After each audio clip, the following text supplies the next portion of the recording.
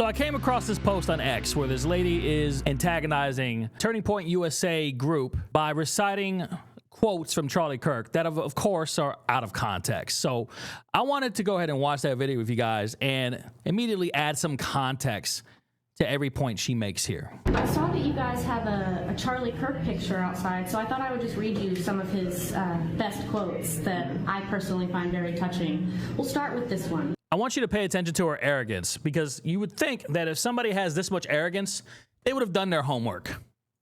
We made a huge mistake when we passed the Civil Rights Act in the 1960s. These are direct quotes. I'm not adding any words, okay? So let's go ahead and touch on the Civil Rights Act quote from Charlie Kirk. I tried to find the original clip, but you get the gist here. You said the Civil Rights Act was a mistake. What did you mean by that? Yeah, so the parts of the Civil Rights Act were great, but the way it's now being implemented to force men in female bathrooms to push forward of the trans agenda, the intent of the Civil Rights Act is way beyond what it was originally authored for. But the intent specifically originally was to... Well, that's it. So the intent and the law are two different things. So the intent was noble, which was to say that no American can be not allowed into a place of business based on the color of their skin or their ethnic heritage. Totally agreement with that. That's not what the law only did. It created a massive anti-racist DEI army that then gave us affirmative action. For example, recently Merrick Garland sued using the Civil Rights Act, saying that we cannot have voter ID in certain states because it's a violation of the Civil Rights Act. So basically what the Civil Rights Act did is that it went beyond disparate impact and then went to disparate effect. In the sense where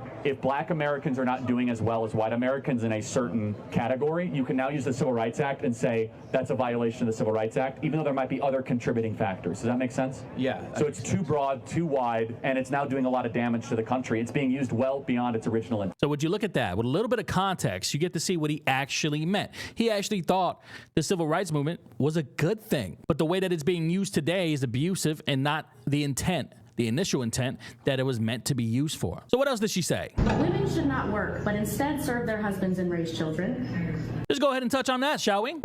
Now things are so expensive. I want to live in a country where if a woman does not want to go to work having to have a kid, she does not have to go to work and she could stay at home and raise those kids. We should all seek to build that country. It's good for men, it's good for women, it's good for kids, good for family, good for community. It's not knocking people that use daycare at all. If you have to use daycare, God bless you, I know it's tough, but honestly, too many people have to. In 1980s, a father working was able to support an entire family. Now things are so expensive, homes are out of reach, inflation has crushed us. Both the man and the woman have to go into the workforce. That is bad. It is bad for everybody. It creates strangers raising our kids. It creates women that have to go into the workforce that are unhappy in their job because they'd rather have their 6-month-old baby in their arms. And honestly, it's much more important for you to raise your 6-month-old baby than crunching numbers on a spreadsheet for some company that doesn't even know your name. So once again, you had a little bit of context to what he was actually saying. Turns out it was actually a good thing. Because what he's saying here is very true. Both parents going to work every day, what does that do to the kid? When do the children get to see their parents? When do they get to build a relationship with their parents? They don't. Because by the time the parents get home, they're both exhausted. Having one parent at home, specifically the mother, the nurturing one of the two, is a good thing. Let's see what else she has to say. If my 10-year-old daughter were raped and became pregnant, I would not allow her to have an abortion. You should look at me when I'm reading these to you. Well, let's go ahead and cover that one, shall we? So if you had a daughter and she was 10 and she got raped and she was going to give birth and she would and she was going to give birth and she was going to live, would you want her to go through that and carry her baby? That's awfully graphic. But it's a real life scenario that happens to many people. The answer is yes, the baby would be delivered. Oh, okay, great. So that's insane. But let me tell you why. No, hold on. Let me ask you a question. There's 2 ultrasounds I have. One is a baby. You notice how those other women in the back are like laughing like that's absurd, like it's so crazy to think. Wait until he gives you the reason why. And if you still disagree with him after this, there's something seriously wrong with you. You need Jesus. Conceived in. One is a baby conceived by a loving couple. Which one is which?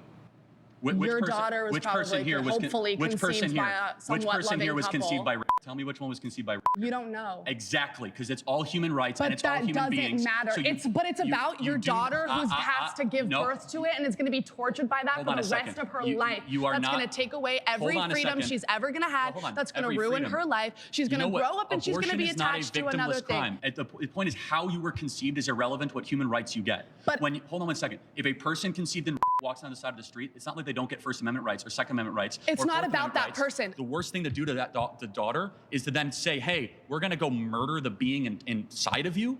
They wouldn't even know. Like, listen. They wouldn't know? Listen. But wouldn't it be a better story to say something evil happened and we do something good in the face of evil instead of saying we're going to do evil and then murder the being because we're going to pander to the evil? No. What makes the West great is that we do good after evil, not evil after evil. What makes the West great is that we do good after evil, not evil after evil. I miss this man. Listen to what he said there. What makes the West great is that we do good after evil, not evil after evil. Killing that innocent baby because of the crimes of his father, that's evil. It's pure evil. And what he's saying here is morally correct, and they know it. Deep down inside, they know it. They just don't want to agree with him. Charlie was a great man. Let's continue. Let's keep eye contact while I read you these uncomfortable quotes from the guy you idolize, okay? He referred to transgender individuals, which are human beings, as a, quote, throbbing middle finger to God. Would God say that? I don't know. Let's find out. Charlie Kirk was referencing a verse from the Bible in Deuteronomy 22:5 that says, the woman shall not wear that which pertains unto a man, neither shall a man put on a woman's garment, for all that do so are abomination unto the Lord thy God. All that to say is that God wants you to be how he made you. Doesn't want you pretending to be something you're not. And to pretend to be something you're not is an abomination. And that's what Charlie Kirk was referring to. Oh, and to touch on the part where he said it's a throbbing middle finger to God, I will say this. There's a way to say things, and maybe the way he said that, he could have said it better. Maybe it was a little much saying it like that. I don't know. But you guys can discuss your opinions on that topic in the comments. Birth control has created very angry and bitter young ladies, and women in their early 30s, they're past their prime. How old is Erica Kirk? The widow? Here's exactly what Charlie Kirk said. A lot of them are on birth control too, and birth control like really screws up female brains, by the way. Every single one of you need to make sure that your loved ones are not on birth control. It increases depression, anxiety, suicidal ideation. Birth control is the #1 most prescribed medication for young ladies under the age of 25. They will give young ladies birth control for pimples, for acne, to control their moods, their period. It is awful, it's terrible, and it creates very angry and bitter young ladies and young women. That bitterness then manifests into a political party that is the bitter party. I mean, the Democrat Party is all about bring us your bitterness and, we'll give you free stuff. So that's actually what he said in regards to birth control. And there's evidence in scientific studies to prove some of which of what he's saying here.